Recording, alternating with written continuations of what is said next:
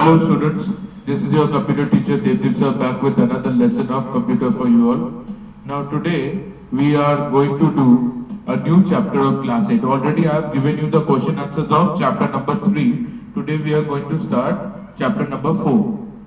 Okay, so for that all of you must turn to this particular page, that is page number 48. So first of all what you have to do, turn to page 48. Okay, I'll wait for you all to turn your pages to 48. So this chapter is about query and reports in MS Access, and ideally after completing this chapter, what did I tell you, that we will go back to the revision, that is right from chapter number 1 we will again revise. Okay, so starting this chapter. Okay, so first of all, Microsoft Access has offered many, what to say, there are many features that have been offered by Microsoft Word. Okay, but one of them that is stand out, all right, that is the query. All right, so query is basically a simple question represented in a way, or rather, as per Microsoft Access, what is a query? We can write that a query is a simple question represented in a way that Access can understand. But also there is one important agenda over here. What is the agenda? That all this that we are learning about query, what is the utility of this query? Why is query used in Microsoft Access? So if we want to know the better picture of that why is query used in Microsoft Access, so we have to understand that what is query according to Microsoft Access. All right. So for that, I'm writing down what is queries. Please write it. Query. It is a set of command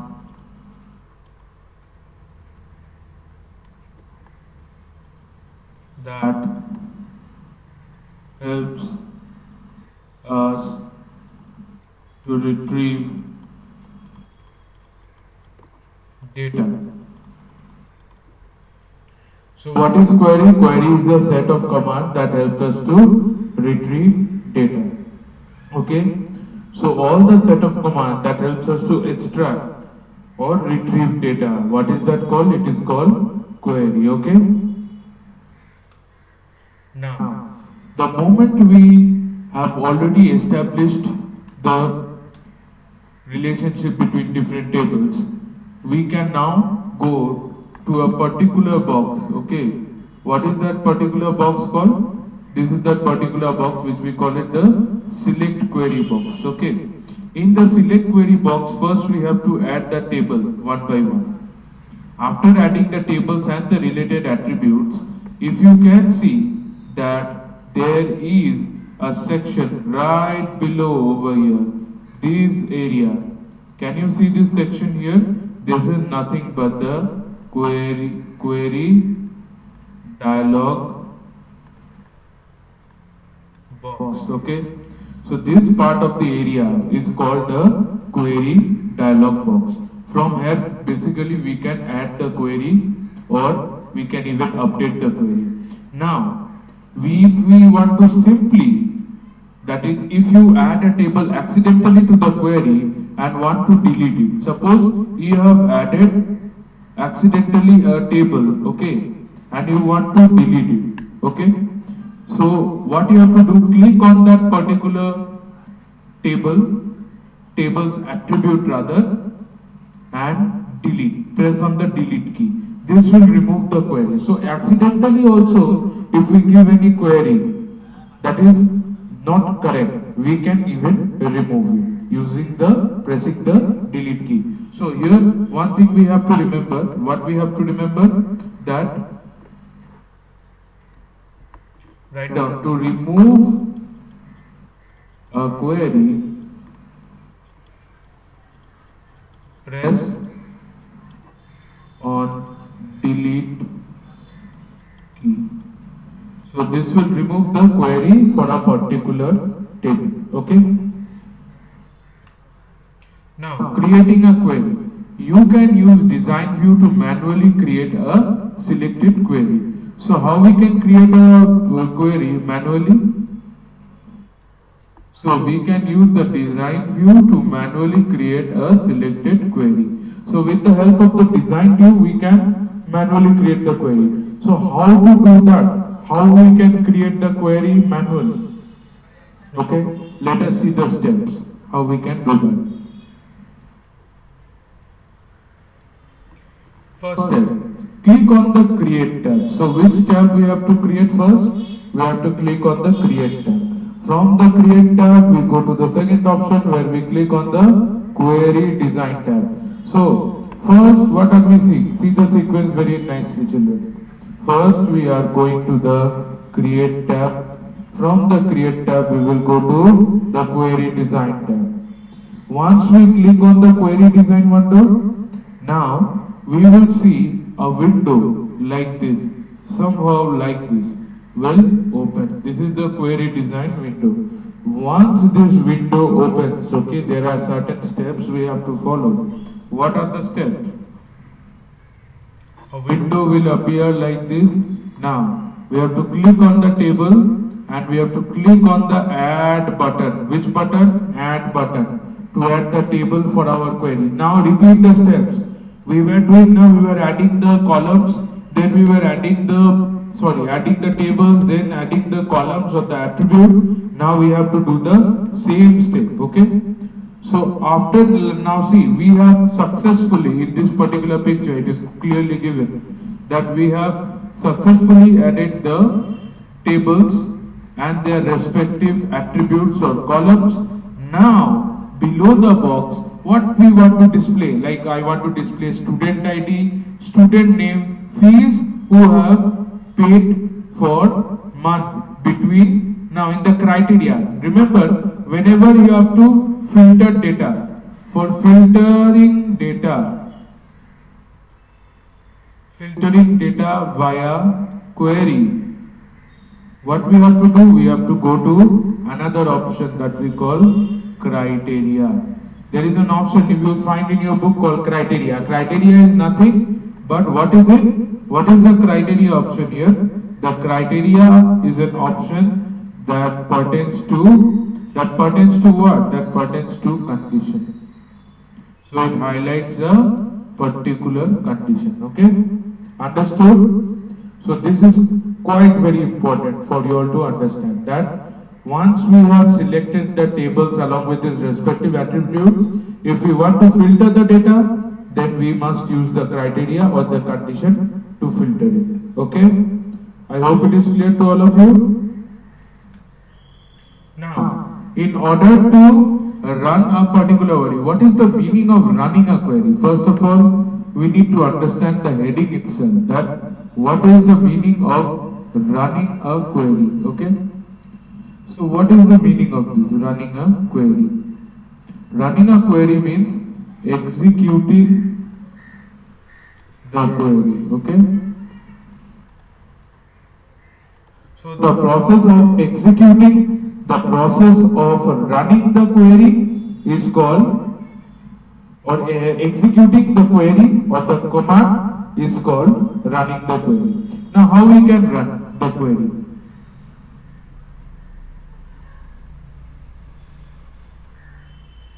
First, what we have to do, click on the run button. Which button we have to click on? Run button, okay?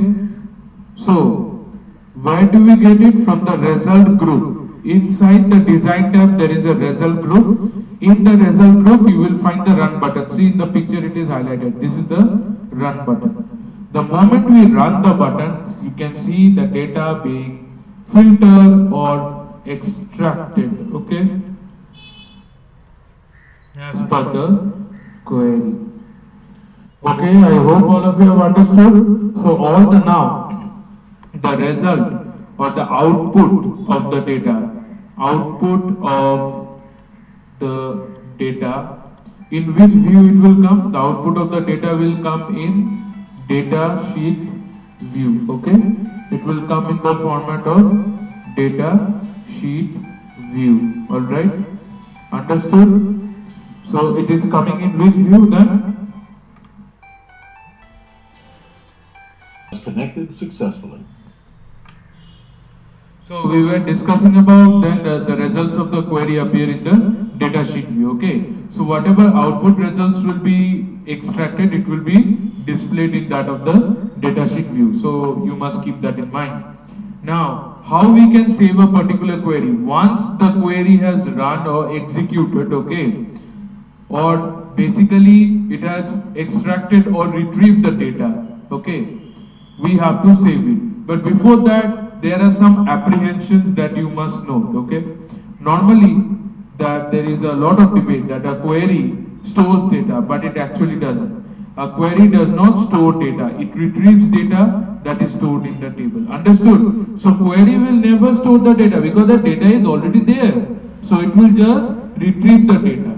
Alright? Now, meaning of saving a query means so that you can use it for future reference. Remember it. We are not storing the data. We are storing the command. Okay?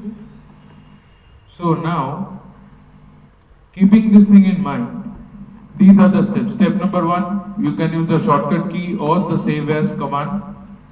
You can type the name and simply click on OK.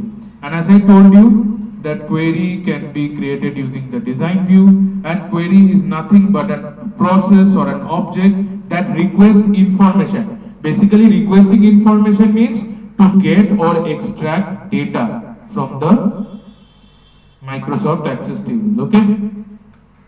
Now, there are different types of query in MS Access. What are those? Simple query.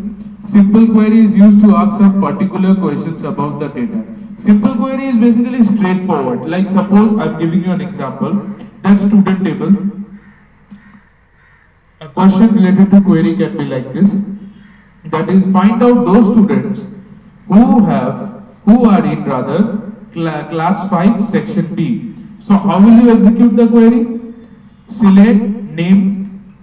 Okay. So whatever in the query box, suppose in that box, what we have to do? In that box, in the name field, we have to tick it. Roll number, we have to tick that box. Okay. Now see, in class box, when we will tick, in the criteria box, we will fill equals to 5, and in the section box, we will again tick and write here 5P, that is section will be B. Now just run the command, the answer will come. Okay, this is how commands are executed in MS Access.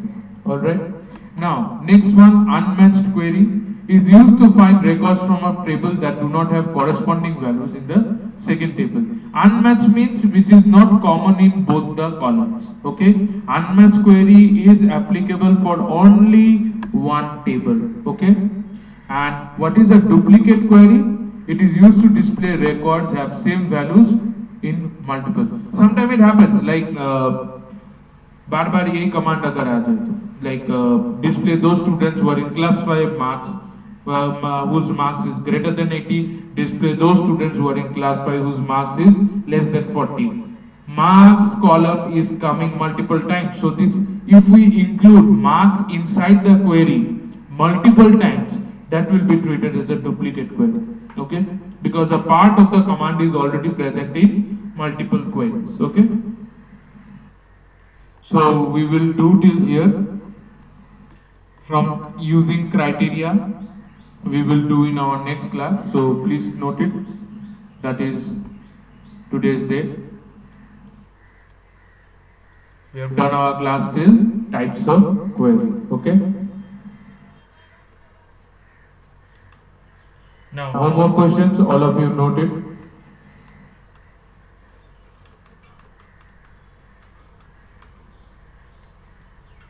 First question for you, question number 1.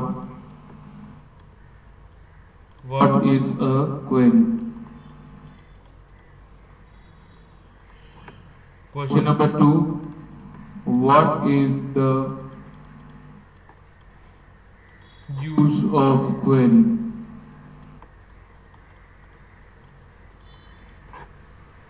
Question number 3. What are the steps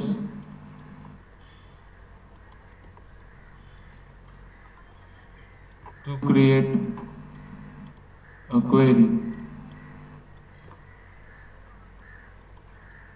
Create a query. Question number 4. How can we manually create a query? Last question, question number 5. What are the different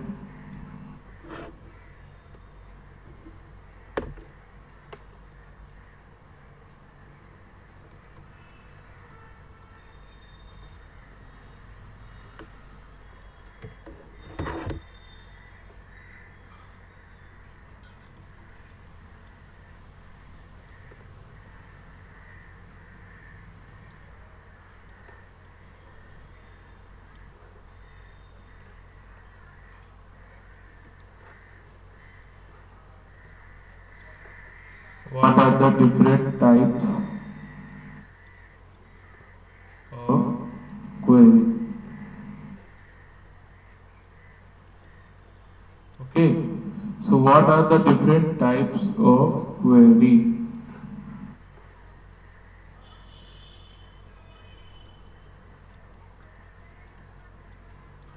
So these are the questions that you have to do, and already I have given a note above that where you have to do this. All the question needs to be done in the computer copy, and the snap or the photo of that answers, I want to see that. And you have to submit this work as per the copy submission routine. So please follow the copy submission routine and submit this assignment next week, okay? So date of submission will be next week according to your routine. So if there is any doubt in today's this topic, already I have shared the question answer of chapter 3 and also this explanation of chapter number 4 first part. Please get back to me on this, alright? And I hope you are having a pleasantful day. Thank you and have a nice day, okay?